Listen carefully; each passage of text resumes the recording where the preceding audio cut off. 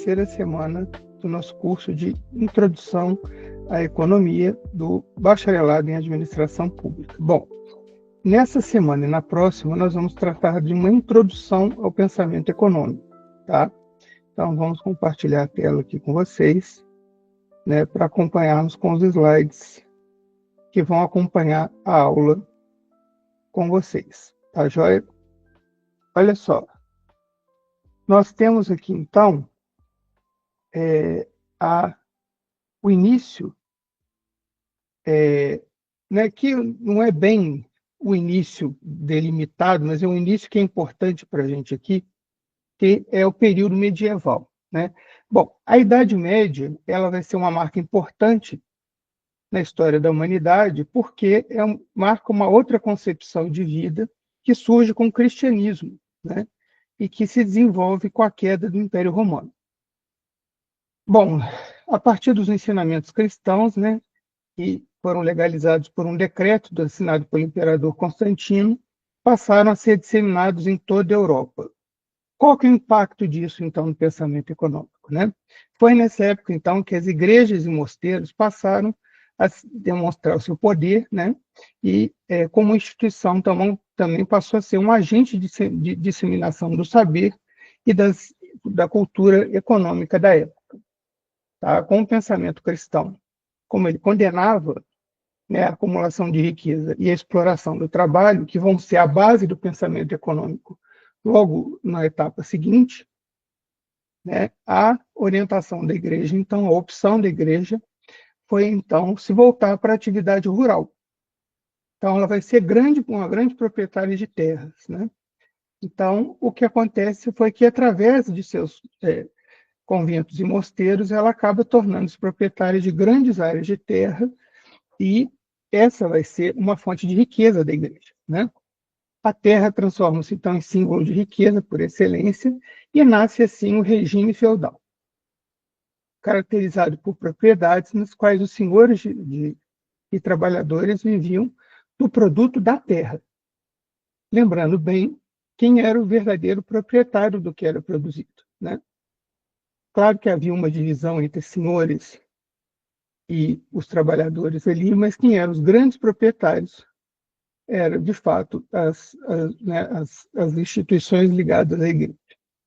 Tá? Nesse período, embora fosse o rei quem dirigisse o Estado, ele não possuía uma influência ou poder da decisão feudal, né? Quem tinha esse poder era a igreja, né? A autoridade máxima, então, sobre a terra era o senhor, né, da gleba, onde trabalhavam os servos. Então, aí o regime de trabalho era servidão, né, onde parte dessa terra era, de alguma forma, alugada para esses servos, e o que ele produzia ficava para ele, enquanto o que os servos produziam na terra dos senhores era propriedade do senhor, né? Muito bem. Com a propagação da descoberta do Novo Mundo, né, que são as grandes navegações, e com o crescimento e desenvolvimento das cidades, as características social, política e econômica, então, foram moldadas na Idade Média, sofreram profundas transformações, né? E novos conceitos surgiram no campo do comércio e da produção. Enquanto o pensamento religioso vai enfraquecendo, operava-se então uma forte centralização política com a criação das nações modernas e das monarquias absolutistas. Lembrando que a igreja ainda concentrava um poder importante, né? Porque o monarca absolutista ele também era um iluminado pela igreja, né? Por Deus, né? Então, pontos de partida, esses foram os pontos de partida do capitalismo, né? Essa concentração de terras, né, e o poder e o recurso financeiro que vinha delas, juntamente com a centralização política e a criação das nações modernas, dos Estados-nação, né? Então, esse é o início do regime capitalista. Dali resultou a prática mercantilista que predominou até o início do século XVII, tá? E aí a gente vai começar a entender o que é o mercantilismo, tá? ele tem a base, então, no comércio e no aumento da riqueza, né, na troca de produtos entre né, os feudos e entre as nações, principalmente. Né? Nesse cenário, ocorre uma reação contra os excessos do absolutismo e das regulamentações. Tivemos, então, a fase do mercantilismo, uma das principais doutrinas econômicas, aí a gente já tem um primeiro ponto para chamar de uma doutrina econômica formada, né, de uma escola de pensamento econômica, né, que é mercantilista, formada e que vigorou até o século XVIII. Então, tratava-se de um conjunto de práticas protecionistas. E isso a gente está vendo nesse debate que está acontecendo agora entre Estados Unidos e China, né? Onde as barreiras tarifárias estão sendo aumentadas entre os países. Isso é uma forma de eu proteger o meu comércio, de eu proteger os meus produtos em relação aos outros. Né? Isso é uma prática que já é tão antiga quanto o mercantilismo. Tá? Então, isso em decorrência do capitalismo comercial, ou seja, das trocas entre os países, tá? Representado, então, como capitalismo industrializado no início do século XVIII. Então, isso representou a economia da época, né? A troca de produtos entre países e a prática do mercantilismo, que na época era uma forma de proteger os meus produtos diante do comércio entre países. Tá? O mercantilismo foi um regime de nacionalismo econômico. Por que nacionalismo econômico? Eu estou protegendo os produtos do meu país. Por isso a ideia de nacionalismo econômico. Tá? Que fazia da acumulação de riquezas o principal fim do Estado. Ou seja, a razão da existência do Estado era a acumulação de riquezas através do comércio, principalmente, mas não somente. Tá? Assinalou o início da evolução dos Estados modernos e das novas concepções sobre os fatos econômicos e políticos. Né? Era, então, a novidade desse momento aí no século XVIII, eram as práticas mercantilistas e as ideias mercantilistas. A finalidade principal do Estado era encontrar meios necessários para que o respectivo país adquirisse a maior quantidade de ouro e prata. Como que isso acontecia? Através do comércio. Porque como que os produtos eram pagos? Em ouro e prata. Não existia papel moeda, não existia uma nota. Né? Então, isso era pago através daquilo que tinha maior quantidade de valor, que era ouro e prata. Tá? Os mercantilistas pretendiam disciplinar a indústria e o comércio de forma a favorecer as exportações, claro, favorecer o comércio, tá? Em detrimento das importações. Ou seja, eu quero tornar o meu país cada vez mais forte no comércio. Para isso, eu tenho que aumentar a venda de produtos do meu país para outros países. Com isso, eu fortaleço as exportações. Eu estou mandando para fora os meus produtos, ao invés de eu trazer produtos de outros países para dentro. Foi mais ou menos assim. É claro que a gente vai chegar nesse momento de tratar desse ponto com mais detalhes. Mas, de forma muito rudimentar, muito introdutória, é isso que a China fez ao longo dos anos. A China fortaleceu as suas exportações, em detrimento das suas importações. Né? E isso foi o que os países foram fazendo, não só a China. Né? Você fortalece o que você vai chamar de balança comercial. Você exporta mais, manda mais produtos para fora do país do que traz produtos de fora para dentro. Né? Você importa menos, tá bom? Então, por isso, você vai tentar manter a balança comercial favorável. Tá joia? E aí nós vamos para a próxima escola, né? Para a próxima forma de pensamento econômico. Que a gente pode entender assim. São os fisiocratas, que é uma escola de pensamento francesa, tá? Que tem peculiaridades na França que vão fazer com que um pensamento dessa maneira surja aí. Ponto importante. Como a gente viu, os mercantilistas pregavam, então, uma atividade do Estado bastante importante. Né? Então, o Estado pregava a riqueza e a acumulação dessa riqueza. Então, não era um Estado que não era ativo. O Estado tinha função sim. tá? Vamos ver os fisiocratas. Bom, quer dizer, fisiocracia significa poder da natureza, tá? E aí a gente já começa a entender da onde vem essa ideia, né? Quer dizer, o poder da natureza, eles estão se remetendo ao mundo rural, tá? Os fisiocratas não acreditavam que uma nação pudesse se desenvolver mediante apenas o acúmulo de metais, tá? Então, as práticas mercantilistas não eram suficientes. Então, é preciso mais do que isso. Através do acúmulo de metais preciosos e estímulo a direitos de comércio. Então, o que o mercantilismo pregava não era o suficiente. Acreditavam ser necessário também investimento na produção agrícola. Por isso, o significado da fisiocracia aí vai ser poder da natureza. Muito bem, somente nessa, ou seja, somente a produção agrícola, era possível a geração e aplicação de excedentes. O que é isso? É aquilo que eu produzo para além do que eu preciso. Aí vai começar a surgir o excedente, aquilo que excede. Excede o quê? Excede a minha necessidade, aquilo que eu preciso para viver. Então, isso só acontece na produção agrícola. Tá? O objetivo da investigação dos fisiocratas é o sistema econômico em conjunto, ou seja, ele por inteiro, e não uma parte dele. Tá? Agora, esse conjunto, o sistema econômico como um todo, é regido por uma ordem natural, tá? A semelhança da ordem que rege a natureza física, tá bom?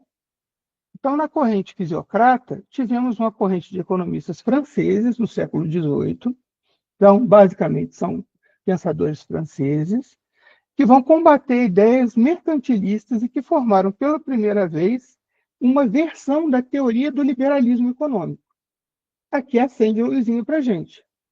O liberalismo econômico tem esse nome porque eles são contra a ação do Estado. E os fisiocratas deixam isso muito claro desde o início.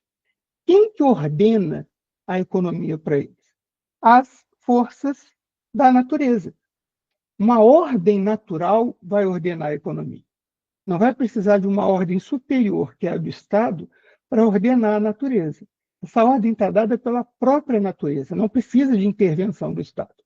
Então, por isso, eles vão ser os primeiros a darem forma a uma versão do pensamento do liberalismo econômico. Então, vão ser mais liberais. Tá? Então, essa pressupõe a emancipação da economia de qualquer dogma externo a ela, ou seja, de qualquer ideia fora da economia que domine a economia ou que coloque limites a ela. Tá? No qual todos os agentes econômicos são movidos por um impulso de crescimento e desenvolvimento econômico, tá? Que poderia ser entendido como uma ambição individual. Por isso a ideia de liberalismo, né? É liberal, é individual. Tá? E esse impulso individual traria benefícios para toda a coletividade. Entenda. Enquanto eu, individualmente, vocês, cada um de vocês, estivesse buscando o melhor para si, isso traria benefícios para a coletividade. E essa é uma ideia interessante, mas que tem limitações. A gente vai ver isso na sequência. Tá? O principal autor dessa corrente é o François Quesnay, tá? Que foi fundador da corrente fisiocrata. Com a publicação do seu livro em 1758, e que apresenta a primeira análise sistêmica da formação de uma economia de mercado no seu nível macro. O que isso quer dizer?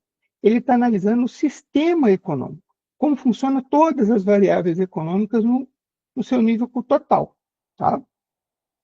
Foi o autor mais influente dessa corrente de pensamento. Né? Os fisiocratas concedem, então, essa ordem natural, a ordem da natureza, uma economia inteiramente de mercado, ou seja, uma economia já capitalista. Tá? Quando a gente vê economia de mercado, ela é sinônimo de uma economia capitalista. O que isso quer dizer? Onde o objetivo é o lucro, onde você tem exploração do trabalho pelo proprietário do que a gente vai chamar de meios de produção, onde o trabalhador recebe seu salário, aonde o proprietário desses meios de produção vai aferir lucro dessa produção, né? E as famílias vão ser, então, ofertantes daquilo que vai sobrar para elas, que é o quê? Força de trabalho. Nós ofertamos nossa força de trabalho, o nosso trabalho para participar da produção, tá? Os fisiocratas vão acreditar que as economias obedeciam a leis naturais. A elevada menção à ordem natural é decorrente da estrutura econômica francesa. Então, nota, eles não tiram isso de qualquer lugar. Eles estão olhando a própria realidade econômica deles no momento. Por isso, eles vão fazer menção toda hora a essa ordem natural da economia. Isso porque, no século XVIII, a França é uma economia predominantemente agrícola, tá? Sendo a terra a propriedade eminentemente senhorial. Então, você não tem a França no século XVIII como uma economia muito moderna. Por isso, o pensamento vai refletir a realidade que está sendo vivida naquele momento. Certo? Vamos ver. Bom, então, o confronto entre a agricultura capitalista. O que é essa agricultura capitalista? Eu estou buscando o excedente de produção dessa agricultura. Eu não estou fazendo como um pequeno produtor que produz só para si e para sua família. Eu estou buscando o excedente, aquilo que excede a minha necessidade, para vender no mercado. E com isso aferir lucro. Tá? Resulta na superioridade da agricultura capitalista em termos de capacidade produtiva diante de outras formas de produção dentro da economia francesa. Isso levava à crença de que a agricultura baseada na produção capitalista, e não mais no fundamento do feudalismo, baseada na capacidade empresarial dos arrendatários burgueses, constituía a mais avançada e desejável das formas de produção. Por quê?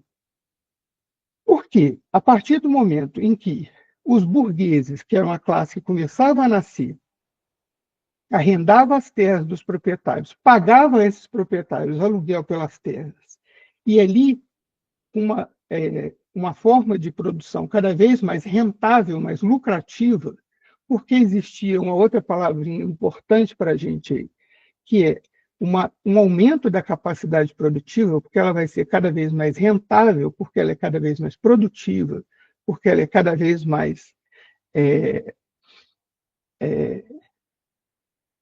e foi o termo aqui, mas a gente chega lá. Ela é um resultado dessa produção agrícola capitalismo. Ela é cada vez mais produtiva, ela é cada vez mais rentável por isso, tá certo? Então, o único trabalho produtivo para os fisiocratas vai ser a agricultura. É o trabalho agrícola, tá? E está na terra o poder de dar origem a um produto que se liga à renda fundiária, tá? Nesse ponto reside a grande limitação teórica dos fisiocratas. Por quê? Porque outros tipos de trabalho, além do trabalho agrícola, também geram lucro, também geram renda. Tá? Então, para além do trabalho agrícola, a gente tem o próprio trabalho dentro das fábricas, né, que vai ser o trabalho mais moderno dentro do capitalismo naquele momento, e ele também é lucrativo. O problema é que na França você vai ter um país eminentemente rural. E por isso que os fisiocratas vão enxergar apenas esse como o mais lucrativo da forma de trabalho. Tá? Então, para os fisiocratas, a sociedade é governada por leis naturais e o Estado não deve intervir, tá? Nessa ordem natural. Por isso, eles formulam uma primeira versão do liberalismo econômico. Daí derivam suas críticas ao intervencionismo estatal, no mercantilismo e sua posição liberal do Estado. Liberal por quê? Porque não intervém. Tá?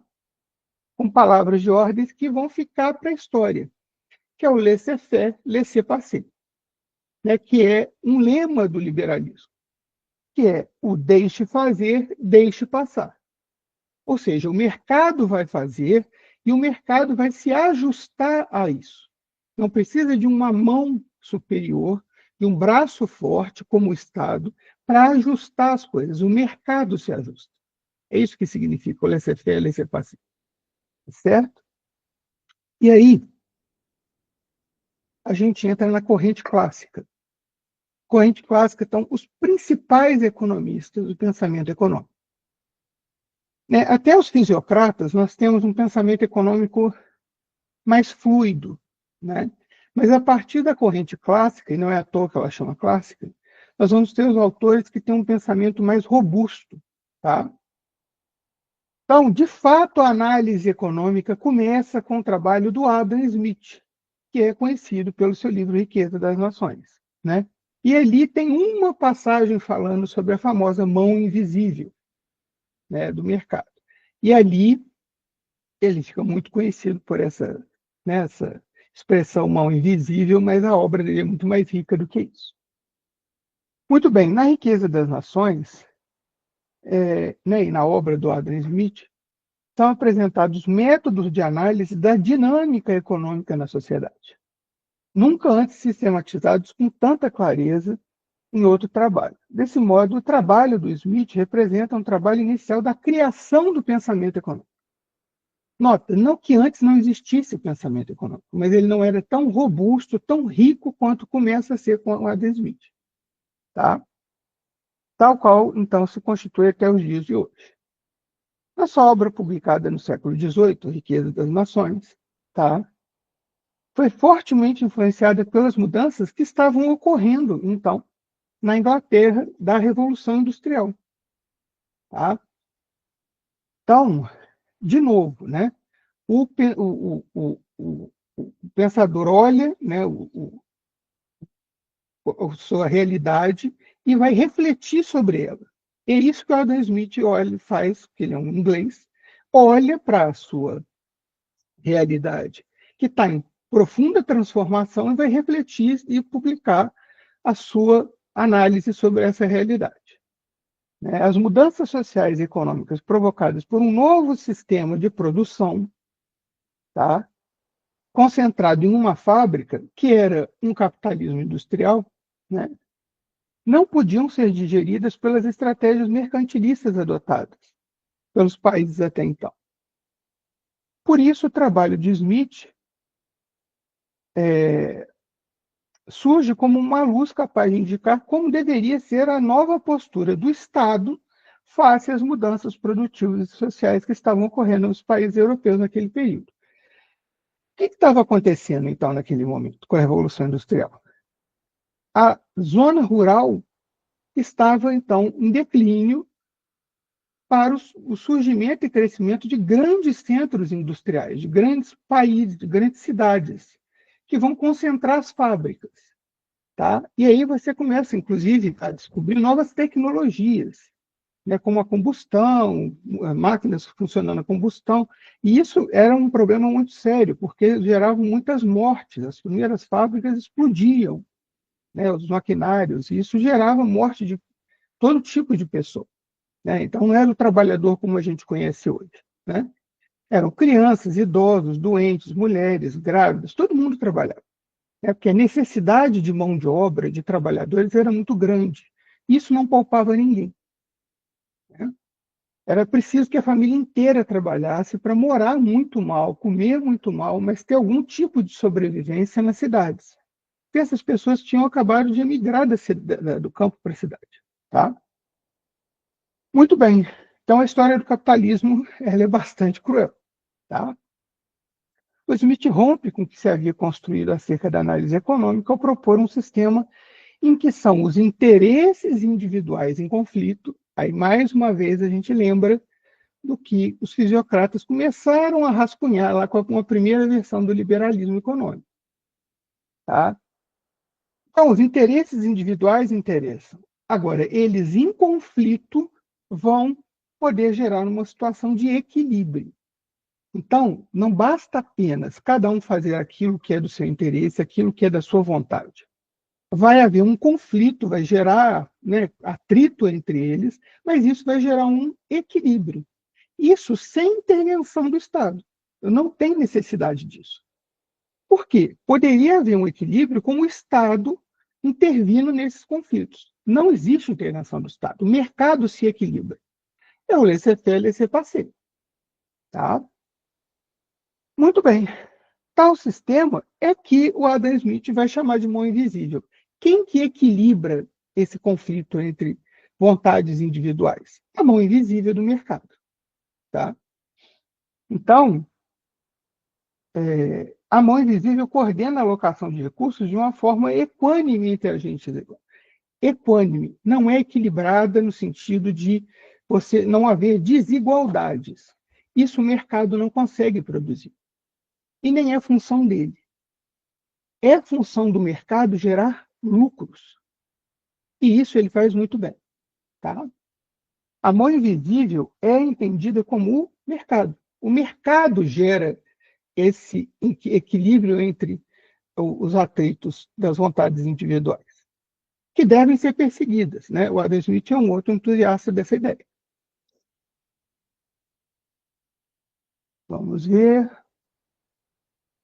Então, em sua concepção, a intervenção do Estado nas questões econômicas contribuía de forma desfavorável, tá, para a obtenção do melhor resultado. Ou seja, o Estado vai prejudicar esse equilíbrio que era alcançado pelo próprio funcionamento do mercado. Tá? Pelo fato dele acreditar que a sua intervenção poderia representar um peso maior em apenas uma das partes. Ou seja, o Estado poderia favorecer uma das partes e isso desfavorecer outras, beneficiar apenas algumas partes e desfavorecer outras. Então, esse equilíbrio não seria possível com a ação do Estado. Por isso, a mão invisível do mercado seria a melhor ferramenta para alcançar algum equilíbrio possível. E isso geraria crescimento e desenvolvimento econômico. Muito bem. Por sua vez, o Estado teria apenas 3 funções, segundo Adam Smith. Primeiro, proteger a sociedade da violência e da invasão. Aí ele está pensando no Estado, inclusive nas suas fronteiras. Né? Proteger os membros da sociedade da injustiça e da opressão e fazer e conservar obras públicas. Ele está sendo até generoso, né, com o Estado. O Estado ainda teria essa função de fazer algumas obras públicas. Fora isso, qualquer intervenção do Estado é prejudicial à sociedade. Tá? Para o Smith, a verdadeira riqueza de um país somente poderia ser construída pelo trabalho. O trabalho gera riqueza. Então, a riqueza não está na terra, a riqueza não está na natureza, a riqueza não está no trabalho na terra. O trabalho é o gerador de riqueza. E nesse ponto, Adam Smith tem mais razão no que ele disse. Porque só o trabalho é capaz de transformar bens que você retira da natureza em produtos finais. Né? Então, você tira lá madeira, você tira coisas da natureza que são bens, né, são considerados inputs, né?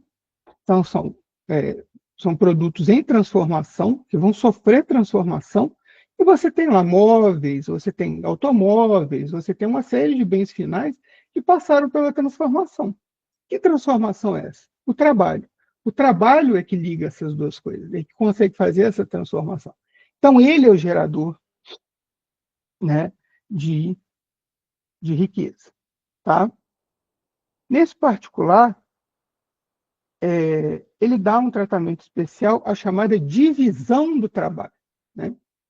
Esse conceito está baseado na especialização do indivíduo na produção de um bem específico, né? Até porque nós não conseguiríamos produzir tudo com a mesma excelência, né? Com a mesma produtividade. Né? Esse é o termo de ouro. Né? E bem como na forma de execução do processo produtivo. Não tem como a gente fazer tudo com a melhor produtividade possível. Né? Por isso, nós somos especializados em determinado trabalho, que é aquele que nós fazemos bem. Tá? A capacidade de execução e a divisão de tarefas em etapas pelos indivíduos no processo de produção contribuíram para o aumento da produtividade. Ou seja, com o aumento da especialização, eu consigo aumentar a produtividade. Eu consigo produzir mais com custos menores e aumentar o meu lucro, né, a geração de renda com isso, né, que no caso é a renda na sua forma de lucro, que é exatamente isso que o capitalismo quer, né, da gente. E o que é essa divisão do trabalho? Tá? É a distribuição de tarefas entre indivíduos ou agrupamentos sociais, de acordo com a posição que cada um deles ocupa na estrutura social e nas relações de propriedade. Como assim? A pergunta é simples. Você é proprietário dos meios de produção, ou seja, você é o dono da fábrica ou você é o trabalhador? Ou você é proprietário apenas dos meios de produção, no sentido de você ser proprietário apenas daquilo que você pode ofertar, que é o trabalho? Isso vai te distinguir na escala social. Você não tem nada a não ser o seu trabalho. Ou, ao contrário, você é proprietário dos meios de produção. Você tem uma fábrica, você tem máquinas, equipamentos, você tem terras. Isso vai te distinguir na escala social. Você é proprietário dos meios de produção, você faz parte da classe social mais alta. Caso contrário, você é parte da classe trabalhadora, né? Isso não se fala em valor do salário. Você pode ter um salário mais alto ou mais baixo. Mas se você está ofertando a sua mão de obra, você é trabalhador, né? Muito bem. Nesse processo, as pessoas vão desempenhar funções especializadas, mas complementares. Nota, você faz parte de uma cadeia de produção. Então, o seu trabalho entra como parte desse processo, tá? A distribuição de tarefas ocorre mesmo em uma pequena empresa, acompanhando-se consideravelmente na grande empresa. Isso vai ampliar consideravelmente na grande empresa. Então, ou seja, quanto maior a escala da empresa, maior vai ser o nível de especialização e essa complementariedade. Isso na visão do Smith, né? Atualizando essa visão sobre a divisão de trabalho, o que está acontecendo? Você tem retirada de trabalhadores e a substituição por máquinas. Você tem a automação dos processos. Então, hoje, você tem cada vez menos empregos no processo fabril, porque você é substituído por máquinas. E por que isso é uma vantagem? Porque você trabalha de turno. Você não consegue funcionar 24 horas no dia. Uma máquina consegue, né? E a manutenção de uma máquina é barata, perto da sua substituição com mão de obra, né? Você tem salário, benefícios, impostos, uma série de coisas que você gera como parte do processo de produção. Uma máquina não, né? Ela só fica obsoleta e é trocada por uma muito mais cara, mas muito mais produtiva do que você, né? Pense nisso e entre em desespero. Brincadeira. Então, o primeiro a contribuir com o pensamento, além do Adam Smith, né, nós vamos ter, então, o Thomas Malthus, né? Malthus é conhecido também, a sua obra, pela questão da produção de alimentos. Por quê? Ele vai entender que o aumento da população se daria numa velocidade muito maior do que a produção de alimentos. E haveria, então, uma escassez de alimentos para alimentar a população, tá?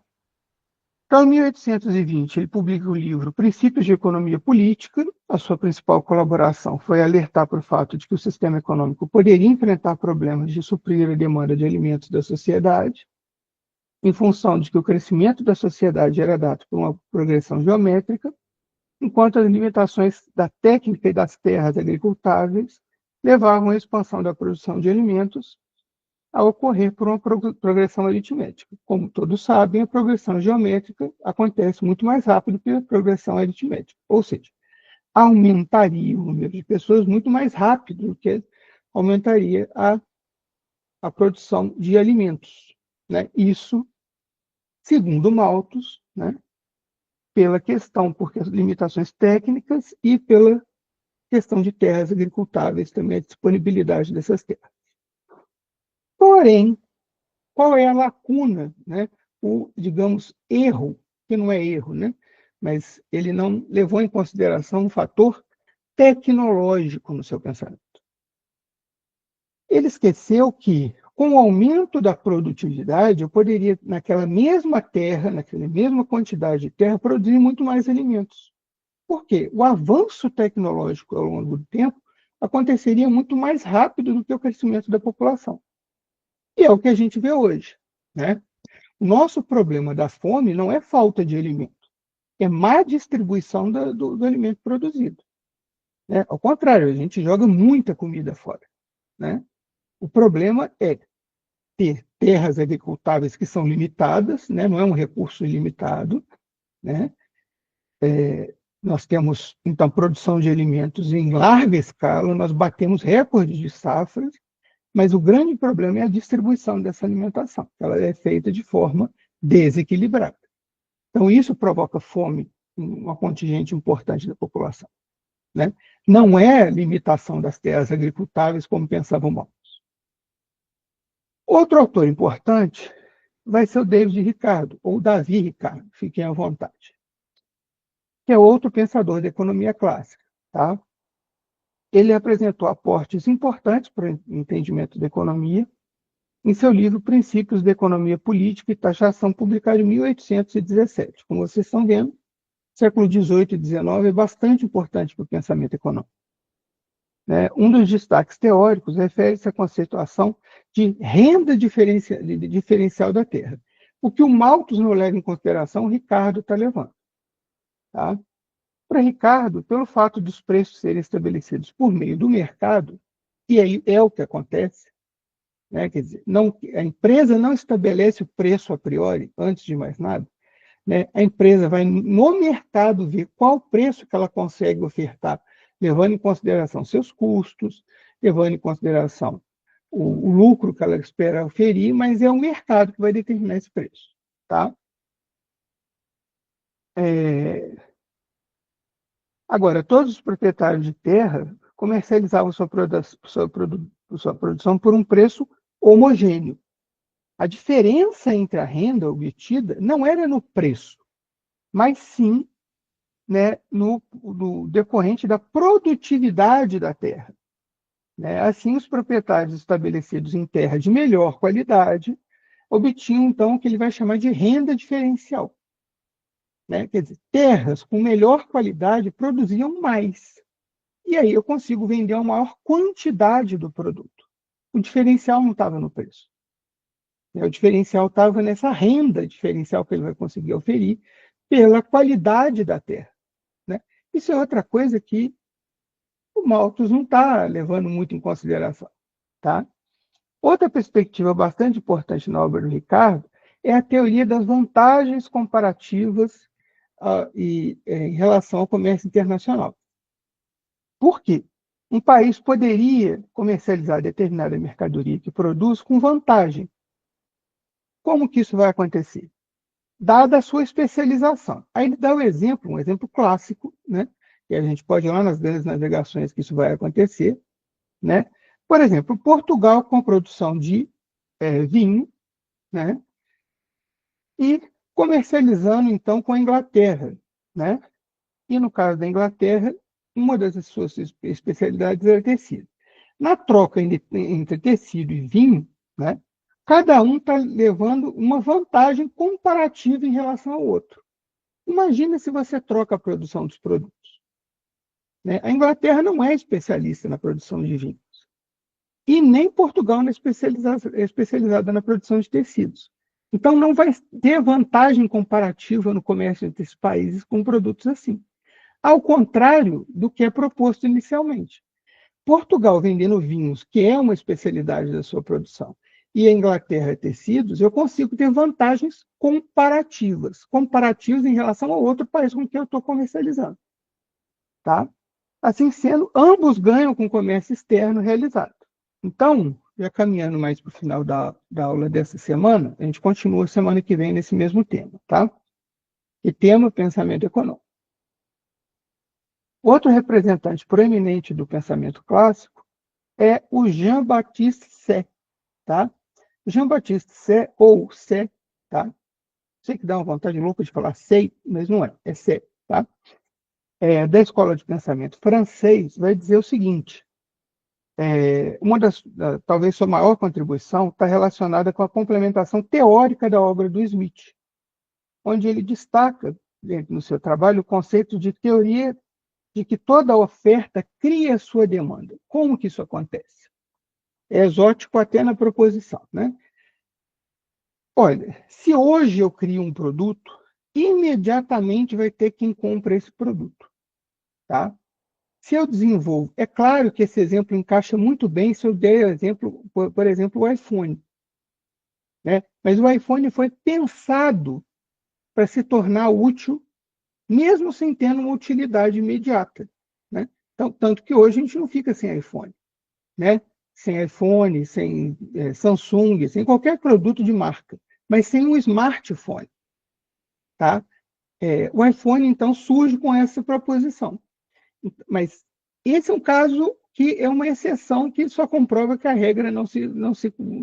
Então, se eu quiser criar uma garrafa térmica que tem funções de um telefone, de um smartphone, não vai ter ninguém que compre, porque ela ou é uma garrafa térmica ou é um smartphone. Né? Então, qualquer coisa exótica não vai achar quem compre só porque você criou. Tá?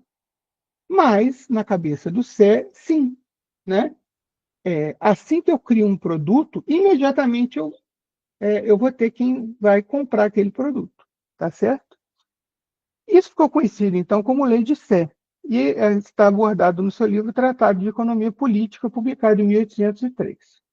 Nessa perspectiva, estava presente a crença de que, em um mercado livre, né, livre mercado, onde as forças estão se equilibrando de acordo com o próprio mercado, né, eles sempre se ajustariam automaticamente às forças que nele atuam, levando a um ponto de equilíbrio, pois tudo que se produz gera condições para sua aquisição. Esse ponto é verdade. Tá? O que quer dizer que, muitas das vezes, o que você produz, exatamente porque o mercado entra em equilíbrio, pode não ter demanda. Né? Quantos produtos exóticos que a gente vê aí, que a gente olha aqui, isso não vai vender. Né? Por exemplo, se você cria, como outro dia eu vi na internet, uma pessoa criou um dedo de plástico, aquilo não tem utilidade alguma. É claro que vai ter uma meia dúzia de curiosos que vai comprar só para ter uma coisa exótica, mas não tem utilidade. E se não tem utilidade, a tendência de você adquirir um produto é cada vez menor, porque você compra de acordo com a utilidade do produto. Né? Esse é o primeiro propósito de você adquirir um produto. Então, por isso que a lei de Sé não se confirma. Tá? Aí passamos para um velho conhecido, né? Que é o cientista econômico clássico Karl Marx, que vai apresentar uma significativa contribuição teórica para o entendimento das relações econômicas capitalistas. Tá? Aqui a gente reduziu bastante a questão do Marx, porque a contribuição dele é bem maior do que isso. E não é só na teoria econômica. Tá? O Marx é o que a gente pode considerar como um cientista social. Ele contribui para o pensamento econômico, mas para o pensamento social, político, né? Muito mais do que a economia. Então, publicadas, o entendimento das suas relações econômicas são publicados em diversos livros. Mas na sua principal obra, que é o Capital, cujo primeiro volume foi publicado em 1867, ele demonstra que o capitalismo é um sistema baseado na exploração do trabalho, tá, assalariado, do homem pelo homem. Ou seja, o capitalista, o dono dos meios de produção, aquele que de fato está no topo da pirâmide social, ele compra o trabalho do trabalhador, daquele que só pode ofertar o trabalho, e vai conseguir oferir lucro pela parte do trabalho que não é paga, que é chamado de mais-valia. Tá? Essa parte de que o trabalhador está lá e ele paga o seu salário e tem uma parte da jornada do trabalho dele que está para além do salário dele, essa é chamada de mais-valia e essa vai para o capitalista, essa vai para o proprietário dos meios de produção. Essa vai gerar lucro para ele. Então, a gente trabalha mais do que a gente deveria para pagar o nosso salário. Tá? Essa é a teoria do Marx. Tá? Então, expressa que a lógica do sistema capitalista é a busca constante pela acumulação de capital, né, por lucro, a partir do trabalho não pago, que é a mais-valia, apropriada pelo capitalista. Então, na sua jornada aí de 8 horas de trabalho, se você tem a sorte de ser ainda uma pessoa com a carteira assinada, certamente, dentro das suas 8 horas, tem algumas horas que você já ultrapassou o pagamento do seu salário. Essas são absorvidas pelo capitalista sob a forma de lucro. É isso que ele chama de mais-valia, tá? Em complemento, afirma que o sistema capitalista é inerente a crises econômicas, ou seja, é próprio do sistema capitalista a ocorrência de crises, tá? E ele vai sempre tentar superar essas crises, se tornando um sistema mais forte e resiliente a essas crises. Chegará o momento em que ele não conseguirá ressurgir dessa crise, e aí virá um sistema superior, que seria o comunismo. Tá? Então, o sistema capitalista é inerente às crises econômicas, tais como o de subconsumo, ou seja, né, o consumo abaixo daquele necessário, de crescimento desproporcional, ou seja, né, o avesso dessa crise, de excesso de consumo, onde eu não consigo produzir para dar conta desse consumo. Entre setores econômicos, né, o de queda da taxa de lucro, que ele diz que é uma tendência sobre a qual o capitalismo não tem o que fazer. As taxas de lucro são decrescentes ao longo do tempo. Expressa que o sistema capitalista move-se por contradições. A própria existência do capitalista e do trabalhador, ele se move por contradições, porque o capitalista está querendo lucro, e lucro sobre o trabalhador, e o trabalhador está querendo apenas receber um salário justo, sobre o qual ele não vai conseguir. Porque para isso ele vai ter que tirar lucro do capitalista. Então, isso gera uma contradição que é inerente ao próprio sistema. Tá? Muito bem. Não somente entre capital e trabalho, que é isso que eu acabei de explicar, mas também entre capital industrial e o capital financeiro, que tem lógicas diferentes. Né? O capital industrial, ele move-se com lucros crescentes, enquanto o capital financeiro, ele está se movendo por juros cada vez mais altos. E juros cada vez mais altos vão retirar fatias do capital industrial para investimento no capital financeiro. Então, existe uma contradição entre o capital financeiro e o capital industrial. Tá? E a partir dos resultados, então, lucro e juros, né? Pois este último é deduzido do primeiro. Então, juro é deduzido do lucro. Então, de novo, tem uma contradição. Né? As contradições entre capital e trabalho, capital financeiro e capital industrial, levariam o sistema capitalista ao colapso, ao fim, né? Abrindo a possibilidade, então, de construção de uma sociedade mais igualitária e sem a necessidade da existência de um agente que vai tentar controlar esse sistema que é o Estado. Então, é uma sociedade que nunca existiu, é muito bom que se diga isso. O comunismo, sobre o qual o Marx vai falar e vai escrever, é um sistema que ainda é apenas no campo das ideias.